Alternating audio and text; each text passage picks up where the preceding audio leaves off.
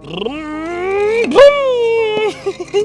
બૂમ બૂમ બૂમ બૂમ બૂમ બૂમ બૂમ બૂમ બૂમ બૂમ હા ટીડી ટીડી ટીડી શુમ બેટા દીકરા તું હવે નાનો નથી. હવે હવે આવી રીતે તું ગાંડા કાઢી, આખી જિંદગી ગાંડા કાઢી. પપ્પા હું તો રમું છું, મને રમવા દો ને, તમે જાઓ. અરે હવે તારી રમવાની ઉંમર નથી દીકરા, હવે તું મોટો થઈ ગયો છો. હું મોટો નથી, નાનો જ છું, મને રમવા દો તમે. અરે દીકરા તારે આ રમવાની ઉંમર નથી. તારી જેવડા હોય ને એ ધંધે વળગી ગયા હોય અત્યારે. પપ્પા મને ધંધો કરતા ન આવડે, હા ગાડી ચલાવતા આવડે. મને તમારી 4-વ્હીલની ચાવી આપો ને, પછી જો હું એવી ગાડી ચલાવીશ ને કે ભ્રૂમ ભ્રૂમ. એ ભગવાન શું કરવું મારે આનું. એક છોકરો મને આપ્યો અને ઈ આવો ગાંડો આપ્યો. અરે મારો શું ગુનો મારો તે મારા પનારે આવો શું દીકરો પાક્યો. બેટા ઈ ઘડીક મૂકી દે તું, અને જરીક તને આમ તો તને બધી ખબર પડે છે, ગાડી ચલાવી છે ને આમ હકાયશો અને આમ સીધો રસ્તો જતો હોય તો સીધો હાલ્યો જાશો અને બીજે કંઈ ઘરે નથી ભૂલી જતો. તો તને એટલી નો ખબર પડે કે હવે તું નાનો નથી, હવે તારે જરીક સિરિયસ થવું પડે, તારે જરીક ગંભીર થવું પડે. બીજા તારી જેવડે તારી હારે જે નાના તારી હારે જે જન્મ છે ને એ છોકરા જો હવે એટલા મોટા થઈ ગયા છે, ધંધે વળગી ગયા ને લગ્ન થઈ ગયા છે, અને તું હજી આવો નવો રહ્યો. લગન? પપ્પા મારે લગન કરવા છે, મારા લગન કરાવી દો ને. હવે તું એકલું તારું નથી પૂરું પાડી શકતો, એમાં તારે લગ્ન ક્યાં તારા કરાવવા. તમે મારા લગન કરાવી દો ને, પછી તમે કહેશો ને એમ હું કરીશ. હા એમ જ કરીશ, લગન કરાવી દો ને પપ્પા, લગન મારા લગન. હજી તને સમજ નથી પડતી, તને પૂરી જિંદગી કેમ જીવી એ નથી તને ખબર પડતી. નાનપણમાં જન્મ છો ત્યારનો તું આવા ગાંડા કાઢશો. ઘડીક સંપલથી રમે, ઘડીક વળે ગાડી કોઈકને આમ કર્યા કરે, ઘડીક વળે રમકડા તારા જેવડા એવડા નાના છોકરા રમકડા હોય ને પ્લાસ્ટિકના આવા મોટરના એનાથી રેમ. હવે તને આમાં કાંઈ મગજ છે કે નહીં તારે આવો? હું તો રમું ને, બીજું શું કરું ને છે ને. તમે લગ્ન કરાવી દો ને મારા, તો પછી હું આમ રાજા બનીશ અને ઘોડી પર બેસીને જઈશ. એવી બધી ખબર પડે છે તને? લગ્ન થાય ને ઘોડી પર બેહે ને વરરાજો ને બીજી કાંઈ ખબર નથી પડતી? મને બધી ખબર પડે છે, હું કઈ ગાંડો નથી. વાત કરો છો. એ ભગવાન જરીક દયા કરે તું મારી ઉપર, આને જરીક થોડીક બુદ્ધિ આપ. ખાલી એકલું કરી જાણે ને તોય ઘણોય, પણ મારે હું આને આખી જિંદગી પનારે પાડવો પડશે. આની આખી જિંદગી મારે આને પાલન પોષણ કરવું પડશે. બેટા એક કામ કર, એ મૂકી દે ઘડીક હવે, અને આપણે અંદર જઈએ. મારે રમવું છે, મને રમવા દો ને, તમે જાઓ અંદર. હાલ હું છે ને આમ જો તને છે ને ઓલું ટીવીમાં ઓલું આપણે જોશો ને, ટીવીમાં જોશો ને રોજ ઓલા ડાગલા નથી જોતો, તને કરી દો. હા મારે એ જોવા છે. હું કહું ને એમ તારે કરવું પડશે હો પછી. હા હા તમે કયો એમ જ હું કરીશ. બસ તો હું ડાગલા કરી દઉં. મને ભાગ લઈ આપશો? હા ભાગ લઈ આપી. બસ હાલો હાલું રસ્તામાં ન બે આજુબાજુ વાળા બધા છે ને આપણું જોવે. તને આમાં તો હું તને કોઈ ગાંડો ગણશે, પણ હરો મને ગાંડો ગણશે. હાલ અંદર બે ઘરમાં હો. હાલો હા આ લઈ લઉં. નહીં રહેવા દે આયા આને, પણ હવે આયા નહીં હારે નારે હોય આવું બધું. હું હમણાં આવું. હવે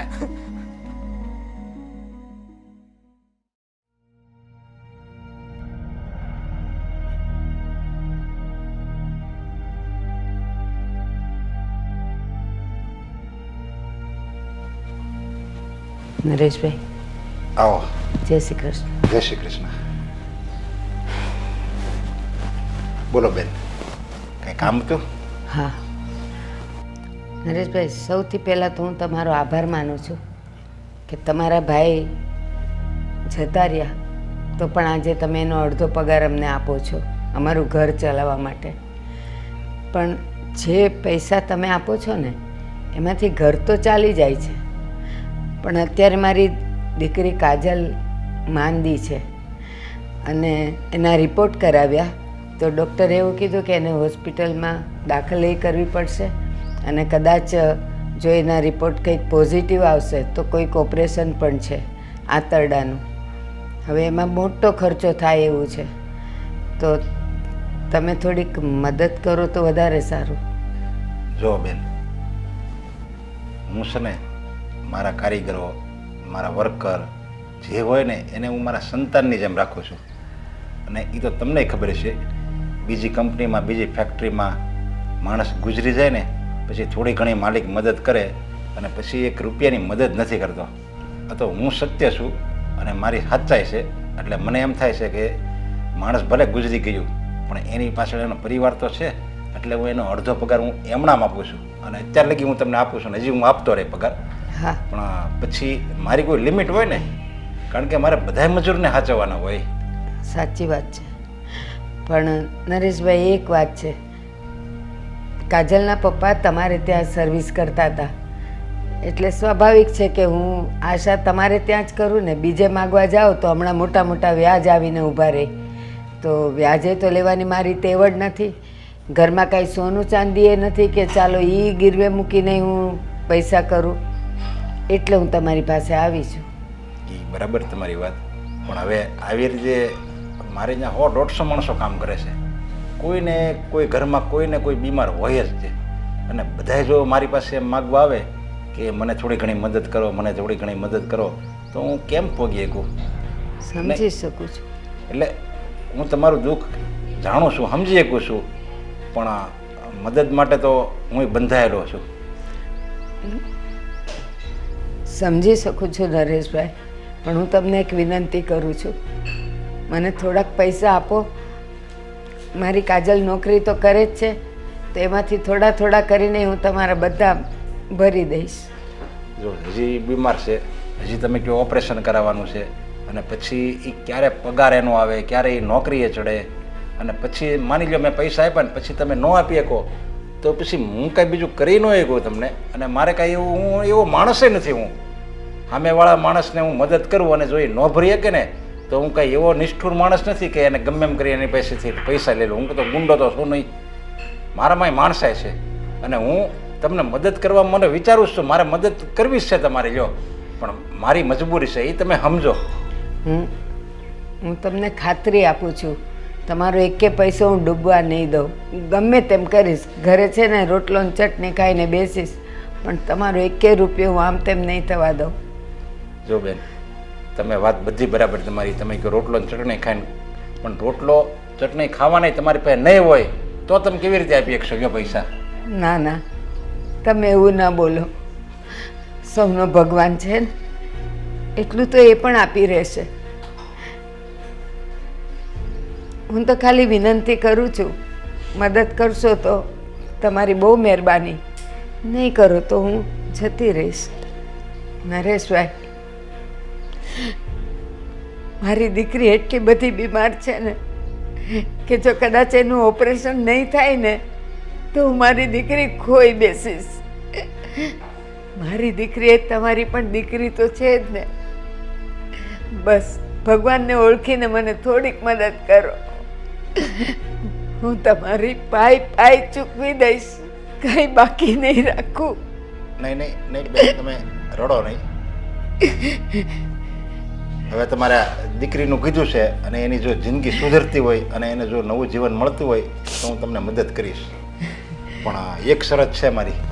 બોલો ને. તમારા મને પૈસા 2 મહિનામાં પાછા આપવા પડશે. નરેશભાઈ, બે મહિનામાં આટલો રૂપિયો હું કેમ ભેગો કરી શકીશ? પણ હું ખાતરી આપું છું કે મારી કાજલના પગારમાંથી ખાલી ખાવા પૂરતા રાખીને બધાય હું તમને ચૂકવતી જઈશ. આ તો એ નોકરીએ ચડાય એટલે તરત તમારે મને પૈસા પાછા આપવા પડશે. હા હા. પછી પૈસા તમે પાછા ન આપો તો હું મારે જે ધંધો રહીને બેઠો છું. નરેશભાઈ, તમે મદદ કરો, એ રૂપિયા મારે કબાટમાં નથી મૂકવાના. વાંધો નહીં બેન, કહું છું ખાલી ખાવા પૂરતા રાખીને હું તમને બધાય ચૂકવતી રહીશ. વાંધો નહીં બેન. હવે તમારી દીકરી એકની એક છે અને એની જિંદગીનો સવાલ છે એટલે વાંધો નહીં, હું આપું છું બસ. આલ્યો, આ 30,000 રૂપિયા છે. પણ મેં કીધું એ ભૂલતા નહીં તમે. નહીં ભૂલું. તમારો ખૂબ ખૂબ આભાર. આભાર તો ઉપરવાળાનો માનો કે એણે મને આવી મિલકત આપી છે ને હું તમારી જેવાની મદદ કરું છું. બાકી આ મિલકત તો મારા કબાટમાં થતી કે ડબલ ન થઈ જાય. જો આનાથી જો કોઈકની જિંદગી બચતી હોય તો એનાથી બીજી ખુશી કઈ કહેવાય. ચાલો હું રજા લઉં. જય શ્રી જય કૃષ્ણ. શ્રી કૃષ્ણ. જય શ્રી કૃષ્ણ.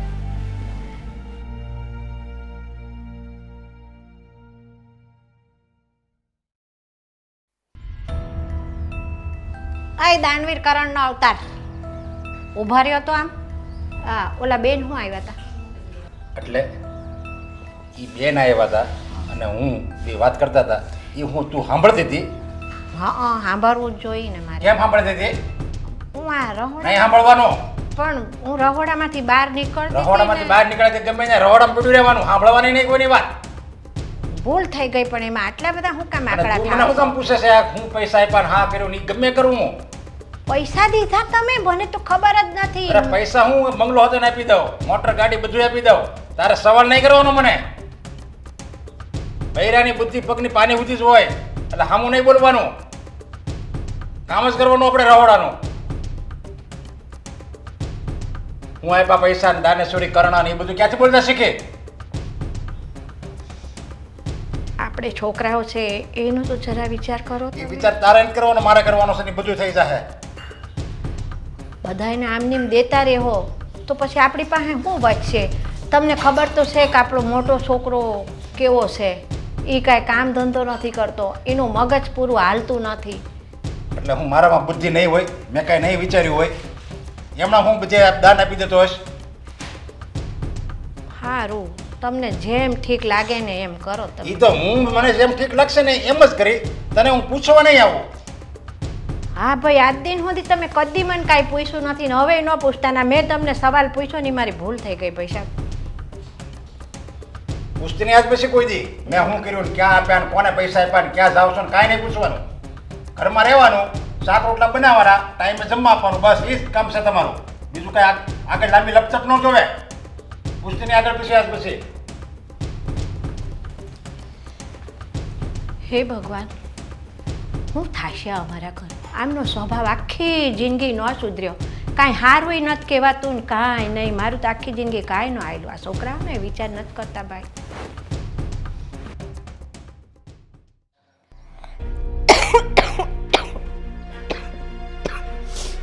બેટા કાજલ, બા બહુ તકલીફ થાય છે બેટા?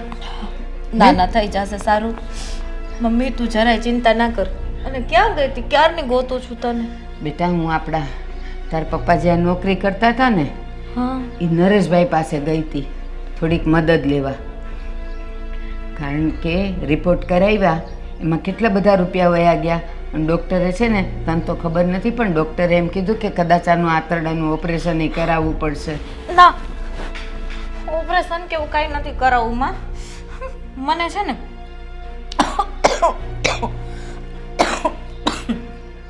આ દવાથી 3-4 દિવસમાં ફેર પડી જશે ને હું પાછી મારી નોકરી ચાલુ કરી દઈશ. મારે ઓપરેશન નથી એ કરાવવું. સારું, ખાલી તું મને એટલું કે તું ડૉક્ટર છે, અંદર શું છે એ તને કાંઈ ખબર છે? હમણાં હું કહીશ ને તો તું ઊભી થઈ જઈશ. માન નથી કેવું તને, મમ્મી કાંઈ બોલવાનું નથી.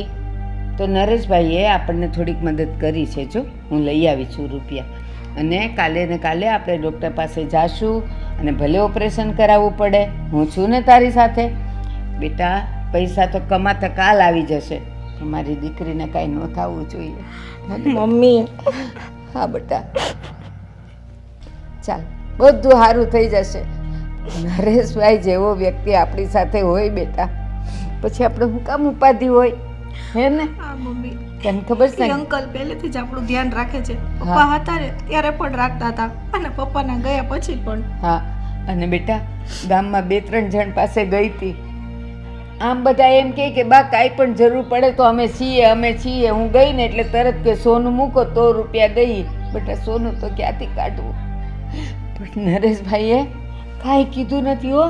અને એમ કીધું તમે ઉપાધિ નહીં કરતા, તમારે થાય ને ત્યારે દેજો, પણ આપવાની ઉતાવળ નહીં કરતા. એટલે સુધી માણાએ કીધું. બોલ મમ્મી, આજે મારા પપ્પા આપણી સાથે હોત ને તો આ કાંઈ ચિંતા ના હોત. હા બેટા, એ તો હું જાણું છું. પણ બેટા